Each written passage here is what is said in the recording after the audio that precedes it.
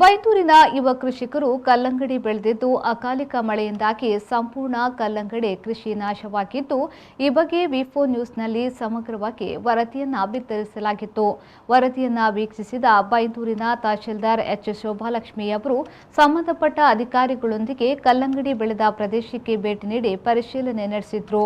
ಈ ವಾರದಲ್ಲಿ ಸಾಕಷ್ಟು ಮಳೆಯಾದುದರಿಂದ ಬೈಂದೂರಿನ ಕೆಲವು ಭಾಗದಲ್ಲಿ ಕಲ್ಲಂಗಡಿ ಬೆಳೆ ಅಧಿಕ ಮಳೆಯಿಂದಾಗಿ ಕೃಷಿ ಪ್ರದೇಶ ಜಲಾವೃತಗೊಂಡು ಕಲ್ಲಂಗಡಿ ಕೃಷಿ ನಾಶವಾಗಿದ್ದು, ಕೃಷಿಕರಿಗೆ ಬಹಳಷ್ಟು ನಷ್ಟ ಉಂಟಾಗಿದೆ. ಕೂಡಲೇ ಸೂಕ್ತ ಪರಿಹಾರ ನೀಡುವಲ್ಲಿ ಕಾರ್ಯಪ್ರವೃತ್ತರಾಗುತ್ತೇವೆ ಎಂದು ಹೇಳಿದರು.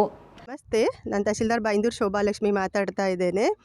ಈಗ ಈ ವಾರದಲ್ಲಿ ನಮಗೆ ಸಾಕಷ್ಟು ಮಳೆ ಆಗಿರೋದ್ರಿಂದ ಇದರಲ್ಲಿ ಕಲ್ಲಂಗಡಿ ಬೆಳೆ ನನ್ನ ಬೈಂದೂರು ತಾಲೂಕಲ್ಲಿ ಸುಮಾರು ಗ್ರಾಮಗಳಲ್ಲಿ ಹಾಳಾಗಿರೋದು ಕಂಡು ಬಂದಿದೆ. ಹಾಗಾಗಿ ನಾನು ಆ ಪ್ಲೇಸ್ಗಳಿಗೆಲ್ಲ ನಾನು ರೆವೆನ್ಯೂ ಇನ್ಸ್ಪೆಕ್ಟರ್ ಮತ್ತು ಹಾರ್ಟಿಕಲ್ಚರ್ ಅಧಿಕಾರಿ ಮತ್ತು ಸಿಬ್ಬಂದಿ ವರ್ಗದವರೊಂದಿಗೆ ನಾನು ಅಲ್ಲಿ ಸ್ಥಳಕ್ಕೆ ಭೇಟಿ ನೀಡಿ ಪರಿಶೀಲನೆ ಮಾಡಿದ್ದೇನೆ.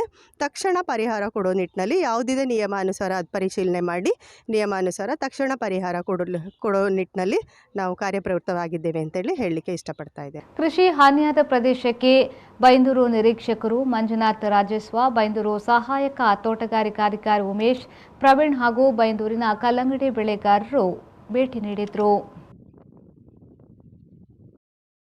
ರವಿರಾಜ್, ವಿ4 ನ್ಯೂಸ್, ಬೈಂದೂರು.